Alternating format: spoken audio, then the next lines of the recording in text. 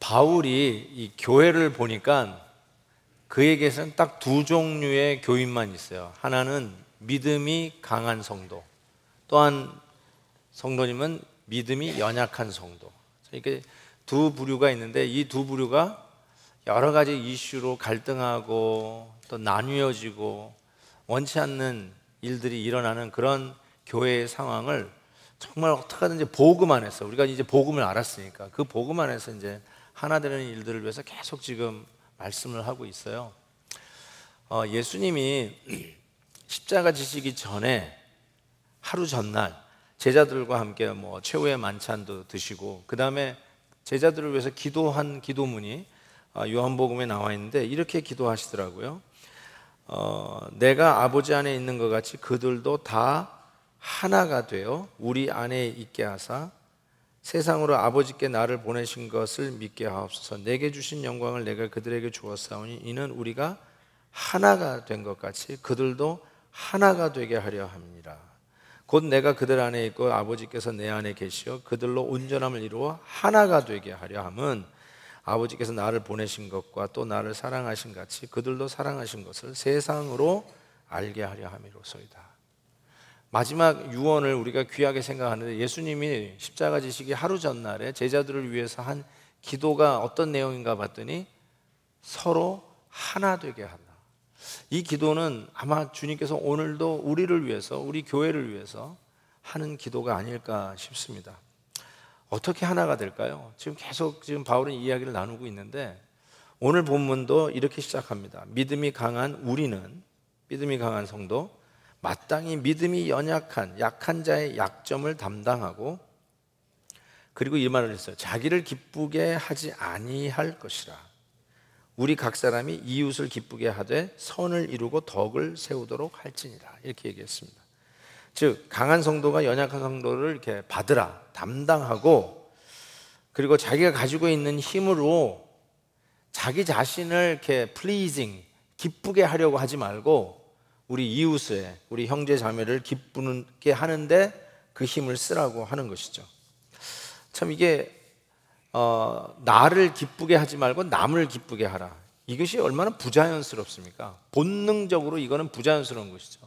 본능적으로 자연스러운 건 내가 나를 기쁘게 하려고 하는 모든 그런 노력들, 행위들, 불편하면 좀 편하려고 하는 것들, 좀 지저분하면 좀 깨끗하게 하려고 하는 것들, 더우면 좀 시원하게 하고 너무 추우면 따뜻하게 하려고 하는 것. 우리는 우리를 기쁘게 하는 일에는 아주 익숙하고 그건 아주 거의 자연스러웠습니다. 근데 그거 하지 말아요. 그거 하지 말고 이웃을 기쁘게 하는 자가 되라, 이렇게 이야기를 하는데, 실은 오늘 본문 시작이 이렇게 얘기하잖아요. 이게 우리가 해야 할 마땅할 일이다, 이렇게 했어요. 마땅히 할 일이다. 영어로 We ought to do it. ESV 성경 번역에 보면 It's an obligation to bear. Obligation. 이 말은 우리가 너무 익숙하죠. You are obligated. 당연히 해야 할 의무를 이야기하고 있습니다.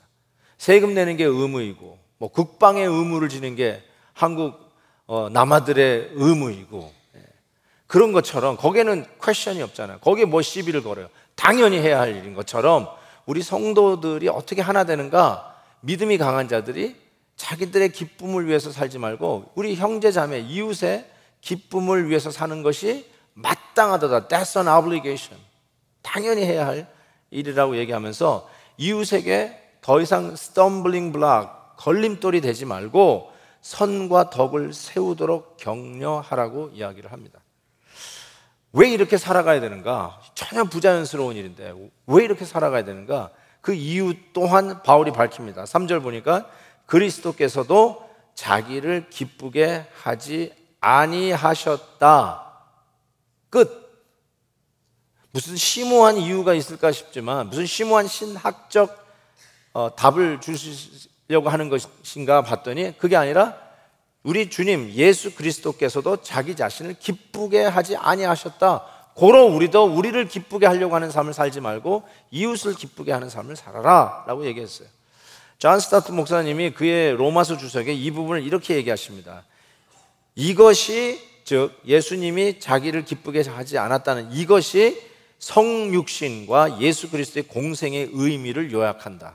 이게 썰머리예요. 예수님의 총 삶의 썰머리가 자기 자신을 기쁘게 하지 않았다. 자기를 기쁘게 하는 대신 예수님은 아버지의 뜻을 기쁘게 하셨고 우리 인간들, human beings, 인류의 봉사를 위해서 자기를 내어주셨다라고 이야기합니다. 빌립보서 2장이 정확하게 이 얘기를 하죠. 너희는 이 마음을 품으라. 곧 그리스도 예수의 마음이니 그는 근본 하나님의 본체시나 하나님과 동등함을 취할 것을 여기지 아니하시고 오히려 자기 자신을 비워 종의 형체를 가져서 사람들과 같이 되셨고 사람의 모양으로 나타나서 자기를 낮추시고 죽기까지 복종하셨다. 예수님이 하나님이시잖아요. 근데 이 땅에서 공생애를 사실 때 여러분 사람이면서 완벽한 하나님이신데 여기서부터 저기까지 걸어가는데 하나님의 능력, 축지법 이런 걸로 순간 이동 이런 거 쓰지 않으셨어요. 걸어가셨어요. 피곤함을 느끼셨어요. 배고픔을 느끼셔서 허기를 채우셨어야 되고 목마름 때문에 물을 마시는 우리 인간들이 느끼고 있는 모든 오감각과 희노애락을 다 그냥 가지시면서도 하나님으로 사셨어요. 고치시고 귀신을 쫓아내시고 죽은 자를 살려내시는 그 기적을 행하셨던 그 하나님이 인간으로 100% 인간으로 사시면서 자기 자신을 비우며 자기 자신을 기쁘게 하고 자기 자신을 편하게 한 게 아니라 이웃을 하나님의 뜻을 기쁘게 섬기고 우리를 섬기셨다는 것이죠. 그래서 예수님이 그 공생의 기간에 아버지의 뜻을 섬겼다는 것도 요한복음 8장에 이렇게 나와요. 나를 보내신 이가 나와 함께 하시도다. 나는 항상 그가 하나님 아버지가 기뻐하시는 일을 행하셨다. 요한복음 4장에서도 식사하셔야죠 라고 하는 제자들의 질문에 이렇게 얘기하셨어요. 나의 양식은 나를 보내시는 이의 뜻을 행하여 그의 일을 온전히 이루는 이것이니라. 하나님께서 가지고 있는 그 뜻, 결국 그게 십자가의 뜻조차도 내 뜻대로 마옵시고 아버지의 뜻대로 하옵소서 하셨던 우리 주님. 그걸 보니까 우리 예수 그리스도를 따라가는 성도들이 어떻게 살아가는가? 예수님처럼 마땅히 자기의 기쁨이나 쾌락을 추구하지 말고 우리 이웃의 기쁨을 위해서 살아가야 한다라고 얘기했던 것이죠. 자, 이 예를 예수님의 예를 들었잖아요. 지금 바울이 예수님이 그렇게 사셨다 그러면서 예를 들면서 예수님의 공생애의 실질적인 삶을 예로 들지 아니하고 시편 69편을 예로 들었어요. 예수님 설명하기 위해서 시편 69편을 인용한 게 상당히 흥미롭습니다. 그러면서 3절 후반절에 보면 이렇게 돼 있어요. 기록된 바, 나중에 살펴보시면 그게 시편 69편이에요. 기록된 바 주를 비방하는 자들의 비방이 내게 미쳤나이다 함과 같으니라. 즉 아무 죄 없는 의인, 선한 자가 정말 비방을 받는 거예요. 억울하게. 그것이 바로 예수님의 모습이었어요. 그럼에도 불구하고 그 가운데서 자기 자신의 쾌락과 기쁨을 추구하는 게 아니라 아버지의 뜻을 이루려 하고 우리들의 기쁨을 완성하려고 우리 주님께서 그런 억울한 비방과 핍박과 고난도 의인으로 무고한 예수님이 당하셨듯이 우리 성도들도 그러한 아픔과 그런 어떤 억울함과 때로는 핍박과 그런 힘든 일이 있을 때 우리 예수님처럼 견뎌내야 된다는 거죠. 그런 것처럼 살아야 된다는 거예요. 와, 이렇게 살지 못할 것 같은데요 막 얘기할 수 있는데 실은 그게 지금 바울이 우리 성도들에게 하는 얘기예요. 교회 안에서 그런 이 disputable matters, 회색지대의 이슈를 가지고도 서로 싸우면서 갑론을박하는데 그러면서 누가 더 나으니 하면서 서로의 나음과 의로움과 탁월함과 옳음을 증명하려고 하지 말고, 왜냐하면 그렇게 하면 형제를 잃어버리니까 그러지 말고 나의 기쁨을 위해서 하지 말고 우리 이웃의 기쁨을 위해서 우리 예수 믿는 사람들은 예수님처럼 그렇게 살아야 하는 것이 의무, obligation이다 이렇게 얘기하는 것이죠. 지금 이 이야기를 하면서 아까 얘기해도 제가 이 시편 인용한 게 아주 흥미롭다고 했잖아요. 여기에서 바울은 이 이야기를 하는 거예요. 그래서 이 성경이 얼마나 우리 성도들에게 유익한가를 이 본문에서 이야기하는 것을 놓치지 않습니다. 그래서 정말로 우리에게 이 신구약, 이 당시 바울이 인용할 때는 구약이겠지만 우리가 적용할 때는 신약 포함 성경이 얼마나 유익한지, 얼마나 필요한지를 이야기하는데 4절 보세요. 무엇이든지, 이게 굉장히 키포인트예요. 무엇이든지 전에 기록된 바는, 이 구약이에요, 우리의 교훈을 위한 것이라는 거예요. 이 구약 성경이 우리의 교훈을 위하여 기록된 것이니 우리로 하여금 인내로 또는 성경의 위로로 소망을 가지게 함이니라 하면서 이 성경의 유익을 이야기하는데, 이렇게 성경의 유익이 되는 이유는 첫 번째로 성경의 시공초월성이에요. 성경의 시공초월성. 이게 무슨 뜻이냐면, 여기 보면 전에 기록된 이 말씀이 오늘 우리에게 꼭 필요한 말씀이라는 거예요. 1999년도에 제가 책을 참 많이 샀어요. 어떤 책을 샀냐면 2000년이 되면은 이 소위 컴퓨터 대란이 일어나기 때문에 대비를 해야 된다는 거예요. 그래서 항상 날짜를 99까지 이렇게 입력하던 것이 2000년이 되면 00으로 입력을 하잖아요.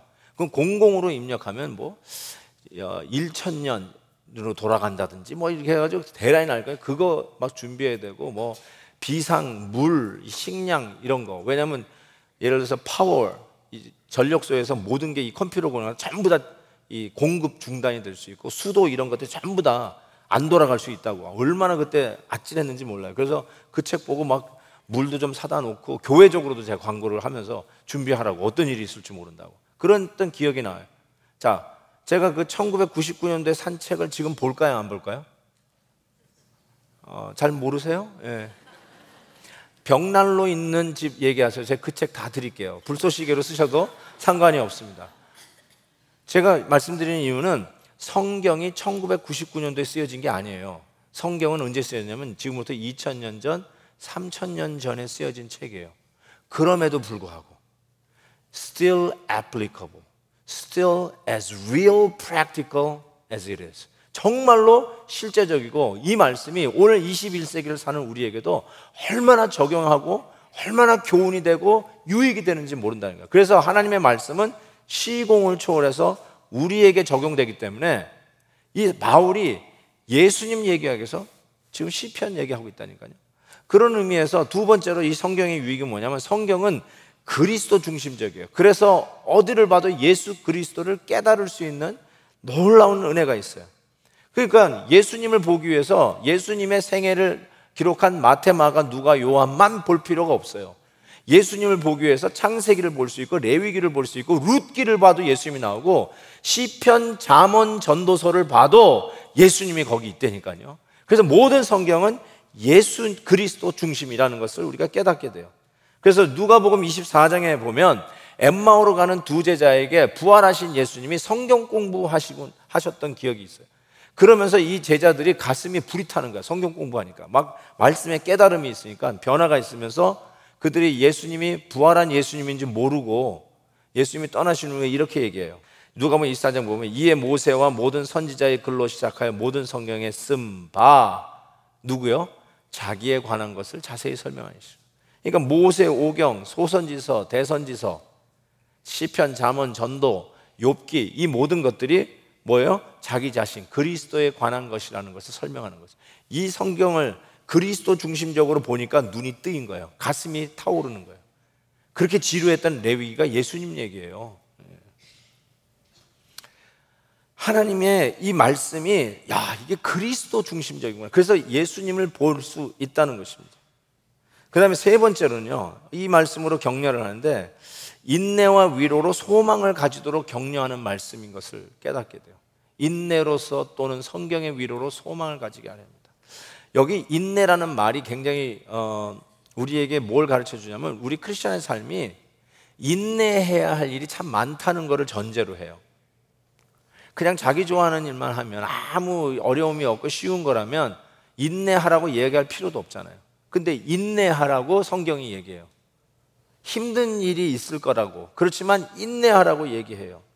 그리고 인내하라고 그냥 무조건 참으라고만 얘기하는 게 아니라, 저 보세요, 위로도 주세요. 위로, 영어로 보면 encouragement로 되어 있어요. 격려도 주세요. 격려를 어떻게 하면, 이거 기나면 소망이 있다, 미래, 약속이 있다는 거예요. 잘 견뎌라, 생명의 면류관이 기다리고 있다. 이게 전부가 아니라 하나님의 약속을 붙들고 인내하고 그 말씀으로 격려, 위로를 받아서 나아가면 뭐가 생기냐면 소망이 생기는 거야. 아, 지금 내가 보는 게 전부가 아니구나.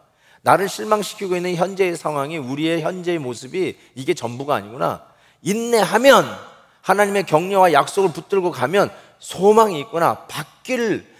하나님의 소망이 있다는 거예요. 변할 수 있다는 거예요. 정말 하나님께서 하시는 새로운 변화가, 기도의 응답이 안 오는 것 같지만 반드시 이루어지는 그 일이 있다니까요. 그래서 우리 로마서 5장에서 환난 중에도 기뻐하나니 환난은 인내를, 인내는 연단을, 연단은 소망을 이루는 줄 알미노다. 그렇게 고백하고 있지 않아요? 맞아요. 그래서 이 말씀을 부여잡고, 맞아, 힘들지만 인내하자. 인내는 연단을 낳고 연단은 결국 소망을 낳는구나. 믿고 서로 으쌰으쌰 하면서 우리를 이 터프한 매일매일 삶 속에서 이기게 하시고 다시 세워주시는 그 유익이 하나님의 말씀에 있다는 것입니다. 이렇게 우리가 이 말씀 속에서 이 일에 이런 위로를 받고 힘들고 어려운 일을 통과하는데, 그 중에 하나가 서로 다른 성도들끼리 하나 되는 게 이게 만만치 않은 일이죠. 지금 그거 계속 다루고 있는 거죠. 그러면서 이 하나가 되면 비로소 가능해지는 일이 뭐냐? 예배가 가능해져요. 예배가 가능해져요. 5절 6절 보세요. 인내와 위로의 하나님이 너희로 그리스도 예수를 본받아 서로, 잘 보세요, 뜻이 같게 하여 주사 한 마음과 한 입으로 하나님 곧 우리 주 예수 그리스도의 아버지께 영광을 돌리게 하려 하노라. 드디어 하나님 앞에 영광을 돌리는 예배가 가능해집니다. 실은 이게 기도문이에요. 그래서 영어로 보면 더 뚜렷하죠. May God grant you to live in such harmony with one another. 이 기도예요. 우리 하나님 서로 하나 되게 해주세요.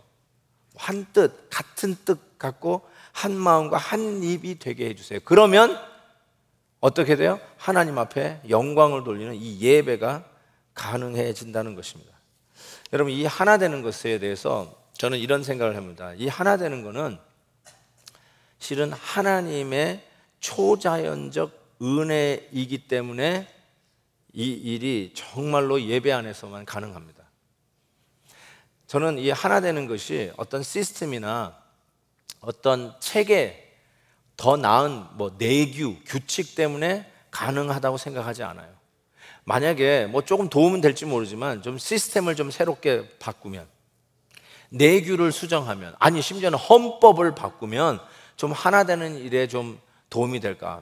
maybe 조금은 도움이 되겠지만, 여러분, 규칙이 모자라서 우리가 하나 못 되는 게 아니에요. 만약에 그 규칙만 있다면, 그 시스템만 있다면 그 시스템을 전부 다 통일시켜 버리죠. 다 그냥 하나 되는데 전혀 문제가 없겠죠. 그런데 아무리 좋은 시스템을 가져도 하나 되는 것은, 이거는 철저하게 하나님의 초자연적 은혜가 있어야만 가능한 거예요. 그게 예배 안에서만 가능한다니까요. 하나님의 은혜를 받아야 이게 우리의 서로 다름과 차이점이 서로를 향한 다양함과 서로가 서로를 보완하는 참 장점으로 변하지, 하나님의 은혜가 없으면 비판하고 나뉘어지고 갈라지고 깨어지는 이유만 돼요. 서로의 다름이. 그래서 항상 우리가 하나 되는 건 하나님의 은혜를 구해야 된다고 저는 생각해요. 그 다음에 이 하나 되는 것을 우리가 어떻게 알 수 있냐면요, 실은 예배 안에서 이게 검증이 돼요. 예배 안에서 하나 되는 것을 측정할 수가 있어요. 예, 제가 설명해 드릴게요. 왜 이게 측정이 가능한지. 여러분이 누구랑 의견이 다른데 드디어 의견을 다른 거를 조율해 가지고 서로 이제 합의를 이루었다. 예, 그것도 하나의 내가 이제 하나 되는구나라고 알 수 있지만, 실은 교회 안에 이런 공동체에서 오늘도 여기서 1000명이 넘는 분이 앉아가지고 예배를 드리는데, 여러분이 여기 있는 분들 다 이름을 아는 것도 아니고, 실은 옆자리에 앉은 분도 누군지 잘 모를 수도 있는데, 하나 되는 것을 내가 저 사람하고 하나다? 그걸 어떻게 가능하게 측정할 수 있느냐는 것이에요. 이런 거라고 저는 생각합니다. 제가 힌트를 드릴게요. 예배를 이렇게 같이 공동체 안에서 드리면 내가 하나 되는 공동체를 세워가는 사람인지 아니면 거기에 속하지 않는 사람인지를 금방 알 수 있어요. 하나님의 말씀, 은혜를 받으면 지금 이렇게 강단에서 외쳐지는 이 말씀도 하나님의 말씀인데 이런 말이 있어요. 은혜를 받으면 교회에서 광고하는 것도 하나님의 말씀처럼 다가와요. 잘 들으세요. 광고가 하나님 말씀이라는 뜻이 아니라 은혜를 받으면 교회에서 이런 일을 합니다, 저런 일을 합니다 하는 광고도 이게 나하고 옛날에는 딴 얘기인 줄 알았어요. 나하고 상관없는 얘기인 줄 알았어요. 그리고 진짜 뭐 우리 자녀들 뭐 오케스트라 광고, 우리 애 오케스트라 이런 게 연결이 돼야 뭔가 좀 관심 있는 내용으로 들리는데, 근데 이제는 하나가 되면 내 애가 그 미니스트리에 그 사역에 직접 연관이 없고 어떤 광고는 나하고 전혀 상관이 없는 것일 수도 있잖아요. 그럼에도 불구하고 그것이 우리의 이야기로, 나의 이야기로 들리기 시작한다는 거예요. 자, 여러분에게 제가 말씀을 드릴게요. 이렇게 광고를 하면 별로 관심이 없을 수도 있잖아요. 여러분이 전부 다 이게 인볼브 해가지고 뛰라는, 그럴 수도 없어요. 그런 것도 아니고 그렇게 할 수도 없고. 그렇지만 그런 걸 이렇게 들으면서 나하고 전혀 상관없구나 하고 그냥 오버 더 헤드 그냥 넘겨버릴 수도 있고, 혹 어떤 분은 좀 심하면 짜증을 낼 수도 있어요. 왜 저런 걸 자꾸 또 광고를 해, 부담스럽게. 그럴 수도 있어요. 그런데 교회에서 이렇게 진행되는, 우리가 하나 된 공동체가 이렇게 진행한다는 면에서, 예를 들어서 뭐 지난번에 우리 장학금, 우리 선교사님 자녀들에게 장학금 줍시다, 우리 자녀들에게 장학금 줍시다 하면서 작은 헌금으로 기적을 만드는 딸기 헌금 하십시다 했잖아요. 그 예를 드는 거예요. 그러면 어떤 분은 전혀 관심이 없을 수도 있고 짜증을 낼 수도 있고, 어떤 분은 그래 해야지 하고 동참할 수도 있어요. 그렇죠? 교회적으로 하는 일이니까 그걸 내가 동참해줘. 그런 일도 있구나. 교회에서 무슨 사인업 하자. 그런 일도 있네. 나도 한번 시간 체크해서 해봐야지. 관계자 이름이 누구지? 그 이름 한번 전화 좀 해봐야지. 이런 일도 있네. 한번 할 수 있는지 우리 애들한테 물어봐야지. 여러분, 지난주 우리 컴패션 했잖아요. 컴패션 선데이 했잖아요. 이런 거 하는구나. 할 수 있는지 한번 해보자. 참여해야 되겠다. 듣고 감동을 받았어요. 이거 좀 해봐야 돼 하고 애들하고 의논해가지고 우리도 좀 결연해야 되겠다. 지난주 몇 명이 결연했냐면 400명 결연, 400명 이상을 결연했어요. 정확하게 내가 숫자를 아직도 못 받았는데 400명 훨씬 넘었어요. 이야, 너무너무 괜찮잖아요. 그렇죠? 와, 이런 일도 다 있었네. 그러니까 온 교회가 다 이렇게 이걸 내 일처럼, 내가 해야 할 일처럼 그럼 해야지 하고 그냥 내 광고로 듣는 거예요. 그러니까 내가 이 공동체 안에 있을 때 광고가 전혀 나하고 상관없다라고 생각하시면 어쩌면 아직 하나가 아니에요. 나는 이 공동체의 하나가 아니라 어쩌면 외딴 섬이에요. 그냥 물하고 기름 관계일 수도 있어요. 내가 여기서 예배는 드릴 수 있을지 모르지만 교회가 전체적으로 하나의 공동체가 되어서 하나님의 일을 이루려고 막 움직이는데 그 모든 일이 전혀 관심이 없고 나하고 상관없다고 생각하면 아직 하나는 아니라고 생각해요. 그런 의미에서 예배의 공동체 안에서 내가 이 공동체의 하나인가 아닌가가 검증이 되기 시작한다는 사실이에요. 근데 여러분, 참 이게 인내라는 말이 참 이게 괜찮은 말이에요. 왜냐하면 힘든 일이에요, 하나 된다는 게. 그래서 인내하려고 그래요. 그래서 예를 들면 우리가 뭐 동참하기 싫어서 안 하나? 이렇게 얘기할 수도 있어요. 이제 온 지 얼마 안 되신 분도 계실 수 있을 거고, 그리고 실은 내 안에 상처가 있는 분들이 많아요. 그 상처가 있으면 상처 있는 대로 그냥 놔두면 그게 인내를 안 하겠다는 뜻이거든요, 원래. 근데 상처를 치료하겠다는 의지를 가지시면 그게 무슨 뜻이냐면 인내하겠다는 뜻이에요. 내가 참아내겠다는 거예요. 근데 인내를 안 하겠다고 그러면 어떤 현상이 일어나기 시작하냐면 내 마음의 문이 닫히고요, 내하고 직접 관계된 일이 아니면 전부 다 귀와 눈이 닫히기 시작합니다. 관심이 없어요. 관심이 없으면 얼굴 표정이 무뚝뚝해집니다. 미소를 잃어버립니다. 그리고 사람들이 이거 하자 저거 하자라고 하는 그 말에 이상하게 성격이 꼬이기 시작해요. 좀 원색적으로 얘기하면 삐딱해지기 시작해요. 그러면서 냉소적이 돼요. 세니컬해져요, 사람이. 왜냐하면 관심이 없으니까. 그리고 어떤 면에서 그래요. 다 해봤어요, 난. 해봤는데 돌아오는 건 상처뿐이 없습니다. 그래서 나는 안 해요. 우리 셀에도 좀 와세요. 같이 셀 모임 하세요. 나 죽어도 셀 안 들어가. 내 옛날에 셀 들어갔다가 완전히 그냥 내가 얼마나 많이 상처받았는지 다시는 안 해. 나한테 셀 나오라는 소리 하지 마세요. 그래서 아파서 상처가 나서 어쩌면 여기에 오신 분 중에 몇 분은 그 상처 때문에 조용히 와서 예배드리고 그냥 조용히 가기를 원하시는 분이 있을 거예요. 저 충분히 이해해요. 충분히. 제가 목사잖아요. 수많은 일들이 교회에서 일어나는 일들 다 긍정적이고 좋은 일만 일어나는 게 아니라 이상한 일도, 괴팍한 일도, 상상을 초월하는 일도 교회 안에서 이런 일이 일어나는 것을 늘 겪고 있는 목사잖아요. 그럼에도 불구하고요, 여러분, 저는 인내하기로 결정했어요. 저는 인내할 걸 결정했어요. 왜냐? 하나님의 말씀에 격려와 위로가 있기 때문에 분명히 우리에게 인내를 주는 그런 현상들 말이에요. 인내할 수밖에 없는 현상들이 현재 우리의 모습이 전부가 아니라는 걸 제가 알아요. 그래서 소망을 갖는 거야. 언젠간 변할 거야. 언젠간 달라질 거야. 언젠간 더 풍성해질 거야. 언젠간 온 교회가 다 하나 되어서 으쌰으쌰하는 더 아름다운 공동체가 될 거야 라고 하는 인내하기로 결심했어요. 그래서 제가 얼굴이 확 피기 시작했고 이렇게 멋있게 그리고 이렇게 긍정적으로 행복하게 목회하는 비결이 거기에 있다니까요. 절 보세요. 얼마나 신나게 목회하는지 몰라요. 여러분, 다 잘 되는 건 아니잖아요, 우리 교회가. 장학금도 저는 한 2만 불은 넘게 나올 줄 알았어요, 솔직히. 근데 15,000불 나왔어요. 안 되는구나 하고 실망할 수 있는데 저는 긍정적으로 내년엔 더 잘 될 거야. 격려를 하는 거예요. 하신 분이 얼마나 많아. 그래도 이렇게 힘을 모아오니까 좀 하네. 솔직히 나 컴패션이요, 제가 한 400명 하고 놀라는 분도 있지만 선은 씨는 1000명 기대했어요. 1000명은 돼야지 적어도. 한 4분의 1은 해야지. 내가 그런 마음 가졌어요. 근데 1000명이 안 돼서 400명 됐어요. 이럴 수도 있는데 근데 제가 어떻게 해서 400명씩이나 했네. 와, 그래서 어떻게 해요? 다음엔 더 할 수 있겠지. 다음엔 더 좋은 기회가 있겠지. 인내하기로 하면 소망이 생기는 거, 더 잘할 수 있을 거라고. 그래서 성격이 괴팍해지거나 냉소적인 게 아니라 따뜻해지고 포용할 수 있고 용서할 수 있고 손을 잡아줄 수 있고 넉넉해지는 마음이 생기기 시작한다는 거예요.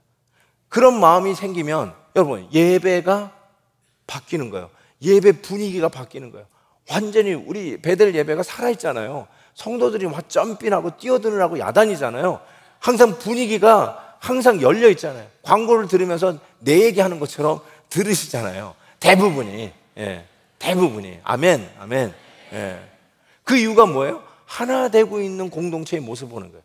완벽히 100%냐? 아니죠. 지상에는 그럴 수는 없을 거예요. 그럼에도 불구하고 계속 소망을 갖는 거죠. 더 좋아질 거야. 더 나아질 거야. 우리 가정이 과연 소망이 있을까? 깨어져 가지고 말 안 듣는 애들, 바람 피는 남편, 그냥 안 되는 일들, 이젠 다 끝났다, 쫑났다 이렇게 얘기할 수도 있지만 인내하라는 거예요. 인내.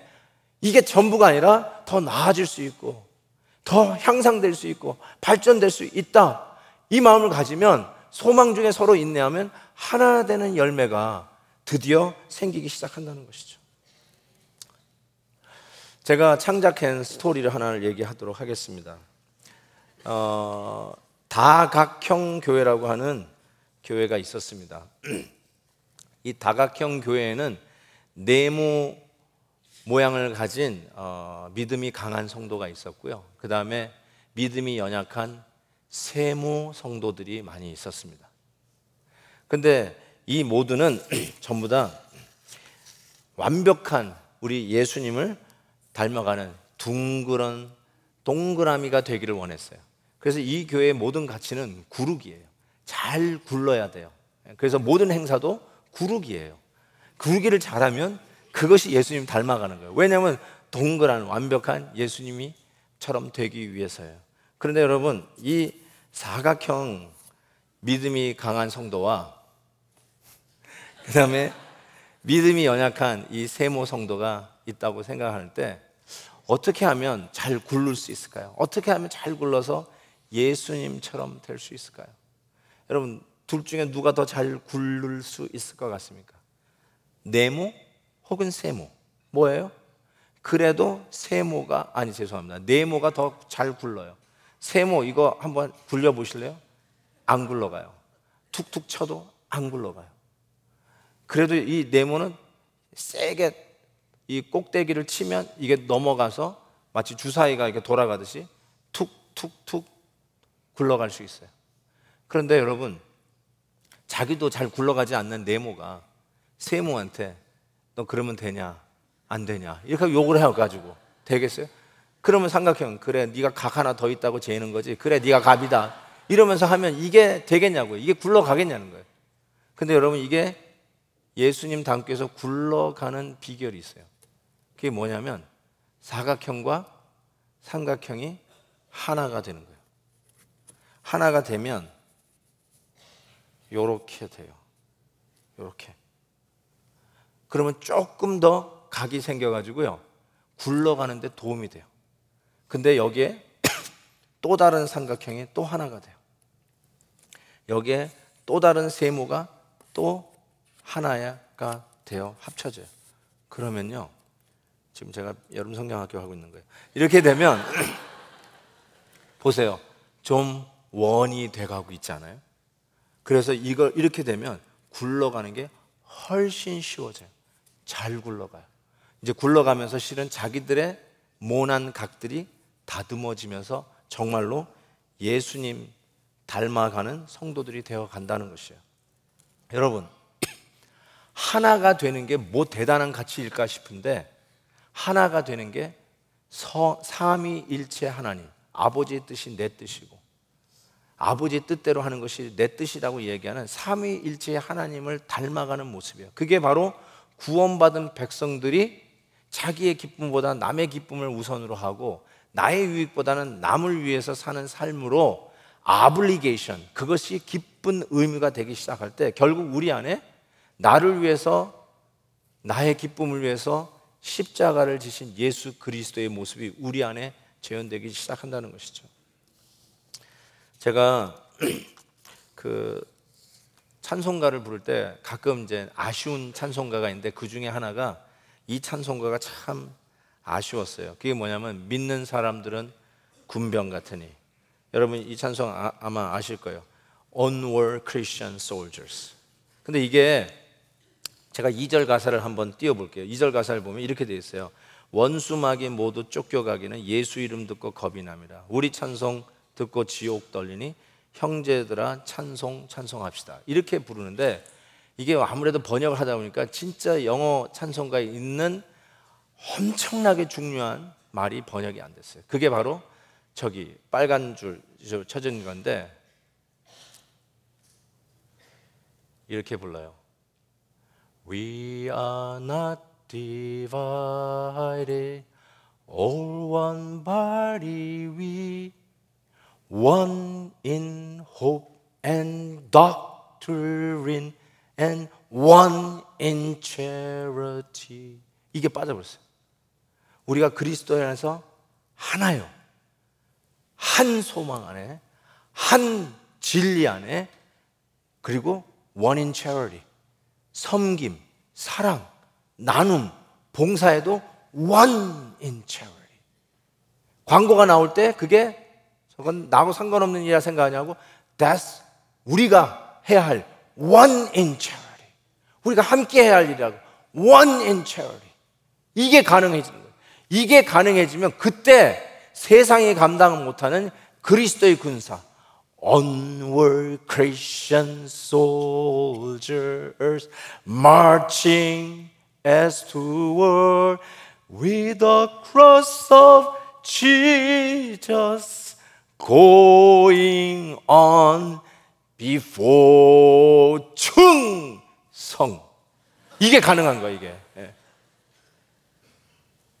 정말로요, 시시한 크리스찬이 아니라 툭 치면 왕 울고 나 기저귀 갈아달라고 하는 그런 크리스찬이 아니라 Onward Christian soldiers, 정말 예수 그리스도의 사명을 받아서 오늘도 우리의 나 혼자 즐거운 가치관으로 사는 게 아니라 우리 이웃을 즐겁게 하고 땅 끝의 성도들을 오늘도 하나님의 말씀을 가지고 가서 함께 기뻐하는 이 위대한 우리 하나님이 원하시는 가치를 위해서 크리스찬 솔저, 군사 되어서 오늘도 당당하게 나가는데 one body, one hope, one doctrine and one charity. 하나 되는 네모와 세모가 하나 되어서 예수 그리스도의 거룩한 가치를 위해서 수레바퀴가 굴러가듯이 우리가 예수 그리스도의 모습으로 달려갈 수 있다면 이 세상이 우리의 하나됨을 보고 하나님께 영광 돌리는 날이 올 것을 믿습니다. 그래서요, 여러분, 우리 열방이 주님 앞에 돌아오는 그 가치를 놓고 찬양을 하는데, 제가 이 찬송이 오늘 말씀하고 비교하니까 이게 또 달리 이렇게 들려지더라고요. 내 눈 주의 영광을 보네. 여러분, 우리가 예배할 때 이 영광을 보셔야 돼요. 우리가 하나 되는 걸 보셔야 돼요.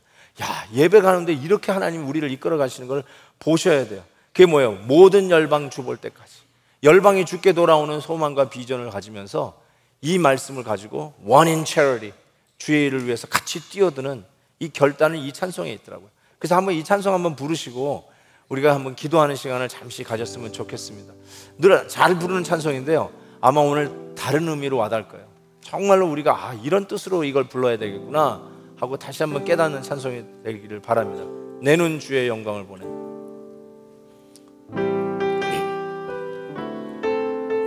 정말 의미를 생각하면서 찬양합니다. 내 눈 주의 영광을 보네. 우리 가운데 계신 주님, 그 빛난 영광 온 하늘 덮고 그 찬송 온 땅 가득해. 내 눈 주의 영광을 보네. 찬송 가운데 서신 주님,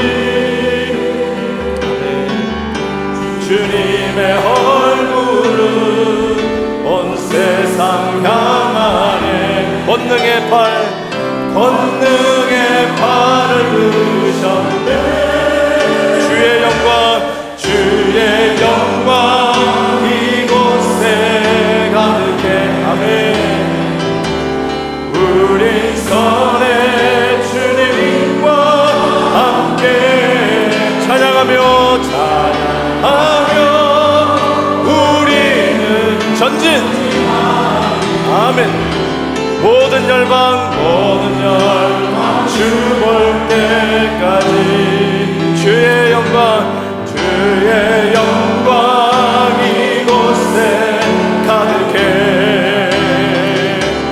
우리 선의 주님과 함께 찬양하며 우리는 전진하리. 모든 열방 주 볼 때까지. 한번 눈을 감아 보세요. 눈을 감아 보시고요. 하나 되는 것이 그냥 싸우지 말라고 하는 그런 단순한 도덕적인 교훈이 아니라 그게 하나님의 뜻을 이루는 방법이고 세상을 전도하는 방법이라고. 그래서 세상이 주의 영광 보는 방법이 우리가 하나 되는 것이라고 가르쳐 주고 계세요. 하나 되기 위해서 너의 기쁨을 위해서 살지 말고 우리 이웃의 기쁨을 위해서 살라. 그게 당연한 것이다 라고 말씀을 하십니다. 여러분, 당연하게 생각하시는지요? 아니면 참 힘들어서 내가 못할 일이라고 생각하시는지요? 오늘 말씀은 우리가 당연히 할 수 있는데 그 이유가 뭐냐? 예수님이 우리에게 그렇게 하셨다. 예수님이 그렇게 삶을 사셨지 않냐고. 우리가 쫓아가고 닮고 싶은 예수님이 그렇게 사시지 않았냐고. 우리가 그 받은 은혜 그대로 그렇게 실천하자고 권고하십니다. 이거는 예배 안에서만 가능하다고 얘기하셨어요. 왜냐하면 초월적인 은혜가 있어야, 초자연적인 은혜가 있어야 하나가 될 수 있어요. 여러분이 어금니 꾹 물었다고 하나 되는 게 아니에요. 시스템이 좋아졌다고, 헌법 바꿨다고 하나 되는 게 아니에요. 초월적인 하나님의 은혜가 있어야 가능해요. 그래서 예배 안에서 가능해요. 그리고 예배 안에서 검증이 가능하다고 그랬어요. 내가 이 광고만 들어도, 말씀을 들어도 내가 이 안에 지체에 속해 있구나, 내가 할 일이라고 생각이 되어지는구나. 그러면 여러분 하나 돼가고 계시는 거예요. 여러분, 상처 안에 갇혀 있지 마세요. 좀 시간이 걸린다면 좀 기다려 드릴게요. 그렇지만 그냥 상처 속에 그냥 쓴뿌리만 내리고 있지 마시고요. 자꾸 이렇게 냉소적으로 사람이 변하시면 안 돼요. 여러분이 망가지고 있어요. 상처 치유 받으셔야 돼요. 나오셔야 돼요. 섬기세요. 속해있어요. 다시 부딪히세요. 그게 치유받는 방법이세요. 이제는 인내하시려고 결단하세요. 인내하라고 결심하세요. 왜요? 소망이 있어요. 바뀔 수 있어요. 분명히 바뀔 수 있어요. 하나님의 은혜 가운데 서로 바뀌어가는 모습, 성장하는 모습 우리 보고 있잖아요. 조인하세요. 사인업 하세요. 뛰어드세요. 살짝 왔다 살짝 가지 마세요. 같이 주의 일을 하기 위해서 같이 받드는 한 가족이 되어서 하나를 이루세요. 그러면 이 세상이 하나님의 영광을 보고 열방이 주께 돌아올 거예요. 우리 그 일을 위해서 함께 결단하는 시간이 있으면 좋겠어요. 네모가 세모 되는, 네모가 동그라미가 되는 거는 세모와 하나 되는 방법이에요. 그래야 굴러갈 수 있어요. 오늘 말씀 생각하면서요, 같이 한번 결단하는 시간 되었으면 좋겠습니다. 가정을 위해서, 깨어진 현장을 위해서, 하나가 되지 않는 아픔을 위해서, 그러나 하나님 인내하겠습니다 하고 결단하는 시간이 되기를 축원합니다. 같이 기도하겠습니다. 하나님 아버지, 정말로 오늘도 말씀으로 도전해 주신 것을 감사합니다.